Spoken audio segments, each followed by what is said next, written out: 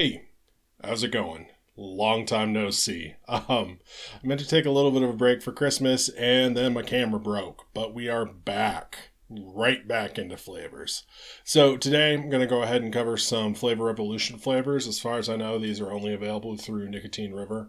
I just started off with some fruitier stuff, kind of more comfortable with it. So I have their red raspberry, their mango, their pineapple, their honeydew, and their honey flavor. So let's get going. Starting right off, I have their red raspberry.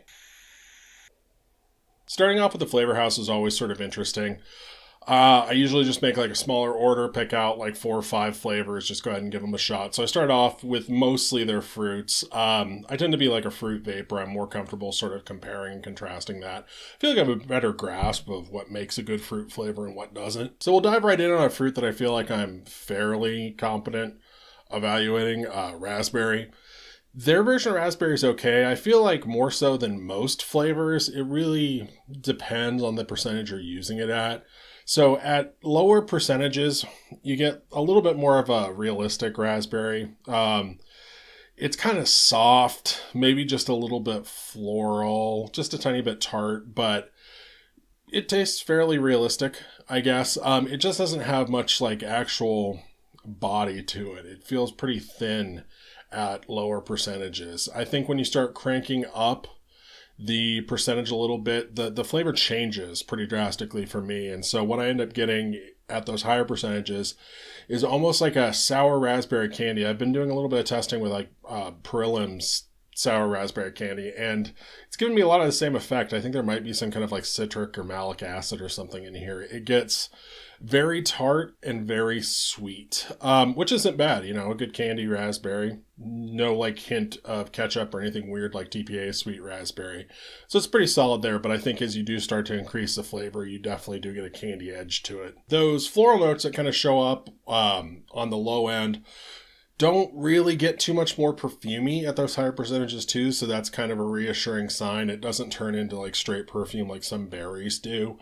But I do have an issue with kind of the mouthfeel here. It feels a little bit thin. Like at a lower percentage, it's of course like very soft and it feels like it should be juicy, but instead it's just kind of thin and dry. And that same sort of thinness sort of carries over into that higher percentage like candy raspberry thing. It just doesn't feel like it has much of a base there. I am getting like some pretty decent like tart raspberry top notes and like that candy sweet like raspberry base to it, but it doesn't have anything really deep, juicy, and full to it. So percentage testing this, I kind of struggled with it. I guess under 1%, it just didn't really come together for me. I feel like at 1%, it was still fairly soft. Might be useful down there as like a tartar sort of realistic raspberry accent, but you're not really going to get the body for a full flavor out of that. You could use it on top of another raspberry, actually. That'd probably be a good use for it, like at 1%. Like if you wanted to use something like 3% FA barrel / raspberry and put like 1% of the Flavor Revolution on top, I think it would go ahead and make that a little bit tartar, a little bit brighter, a little bit more aggressive. Moving up towards like 2-3%, it does get quite a bit more candied. And I think you could use it there sort of if you did have like another candy base that you're looking at. So like one of the candy texturizers or like 27 fish or 27 bears or something like that. You go ahead and add that in and get like a little bit of like a tart raspberry candy edge to that sort of thicker base. I think it would also go really well with Flavor Art's Blackcurrant, sort of in that same vein when you're talking about candy texturizers, because that flavor has like that nice sort of red gummy base, and I think this would do a good job of filling that out. So I feel like I should mention the throat hit. Since it's so tart, and since I'm guessing there's some sort of malic acid or something that's acting like malic acid in here, it does get a little bit harsh and throaty for me, especially up around 2-3%. So if you are sort of going for that candy raspberry, I'd make sure that the base is kind of full enough to soak up that throat hit so it doesn't just get dry and throaty on you. But overall, a pretty competent start. So next I have their pineapple. So this is a good news, bad news kind of situation for me, at least. The actual pineapple flavor here is pretty decent. It reminds me a lot of like that red raspberry, where there's a mixture of sort of some more tartar realistic notes, especially those top notes. You get a little bit of like that almost citrusy, like pineapple taste, and then the base is a little bit sweeter and flatter and candied. It kind of goes in the direction of like dragon fruit with that white gummy bear kind of candied pineapple taste, but it isn't really full or juicy enough to do a good job of just doing, white gummy bears. On those sort of tartar pineapple top notes, I do get a little bit of a floral edge, and maybe I'm just not used to florals with pineapples, but it ends up tasting real chemical next to the actual pineapple. It just doesn't really sort of mesh as well as it does with berries in general. But again, I'm kind of running into that issue that I was with the red raspberry, where I feel like the base doesn't really come together for me on this. It's kind of dry, it's kind of light, there's nothing really full and juicy to it, which is a little bit of a bummer. I'm also getting just like the slightest hint of almost like a sulfury, like garlic note to it, which, sounds like a bad thing, but honestly, most of the pineapples have that in there, and it isn't like especially prominent here. It's not like Flavor Arts pineapple. So overall, I mean, you're looking at a fair to middling pineapple flavor on the good side. Kind of tastes like a combination of like TPA with that sort of bright candy pineapple, and then just that little bit of like more realistic, like Inawera pineapple kind of vibe.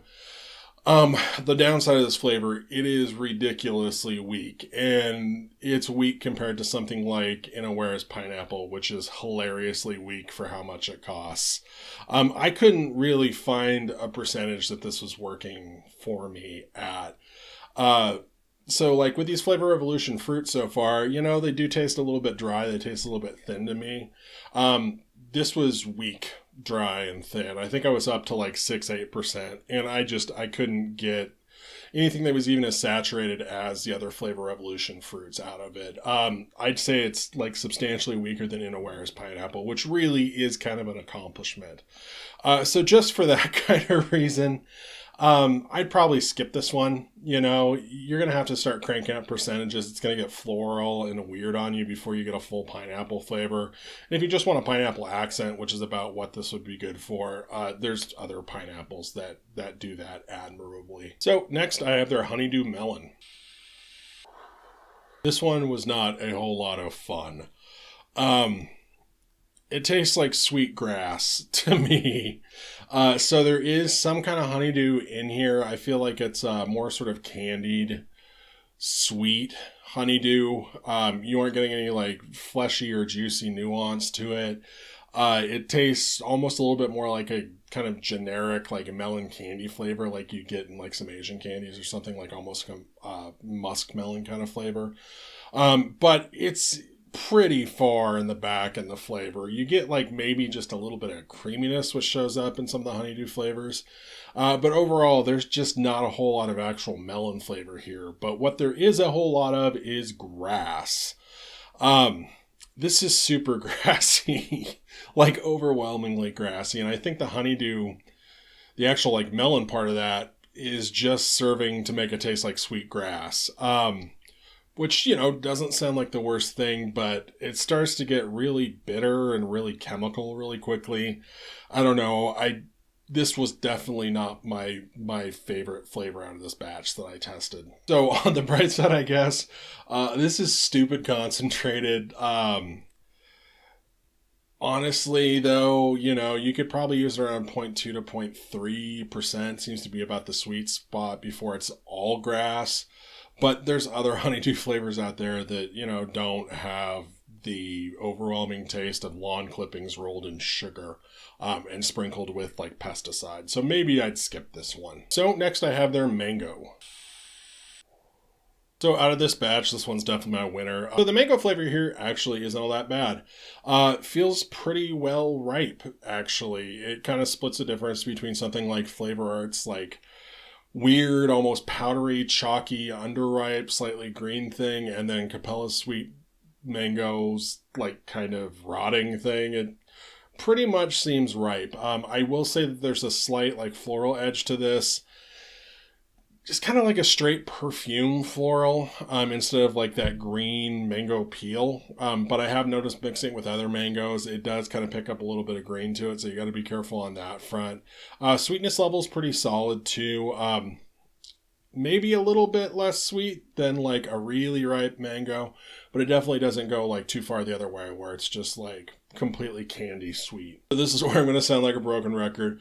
I got some issues with the texture here. I feel like this is going to be more of an accent mango just because it doesn't have that like thicker, juicier base to it. I've had a little bit of success mixing this with like Flavorist mango for that like deeper, juicier base, and using this to kind of fill in Flavorist mango. And I think moving forward, that's primarily the way I'm going to be using it. Yeah, overall, I'd say it kind of feels like a more realistic version of TPA's Philippine mango. Philippine mango by itself has never really had the body to really carry off like a full mango to me, and the actual flavor's always been a little bit on the artificial side. This feels a little bit more realistic, but it has that same issue where it doesn't quite have the body to carry off a solo mango. Using this, I'd probably be around 1.5–2% with it. I feel like it gets a little bit too floral above that, and you can't really chase your way into having that juicier base. It just doesn't really come out. It just ends up a little bit dry. But overall, pretty excited to this one. I've already been messing around with some recipes with it, but this one's pretty solid. And last, I have their honey. This one basically tastes like Flavor Art honey. Which, you know, it's not a bad thing. Flavor Art has one of the better honey flavors, but you do get sort of a slightly darker than sugar kind of sweetness to it that doesn't quite go over into caramel. It is sort of on point for that squeeze bear honey kind of sweetness. But there is, you know, like most honeys, an actual floral note here.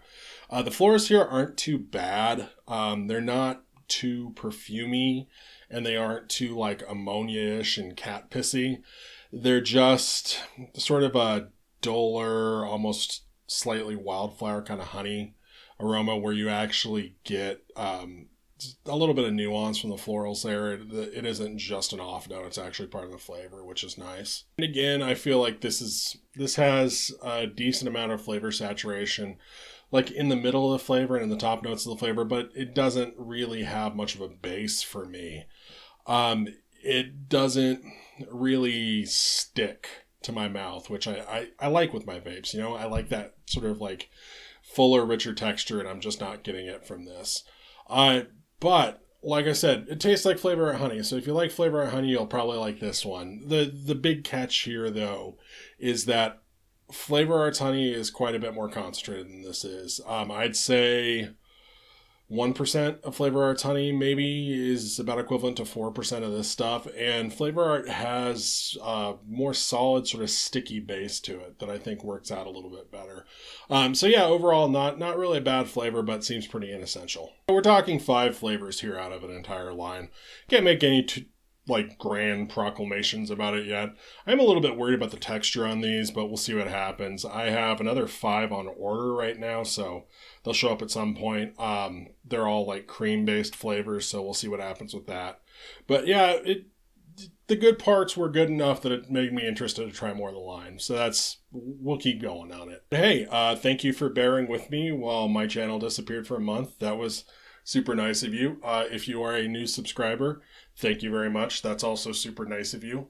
But anyway, thank you for watching. I really do appreciate it. I'll catch you later.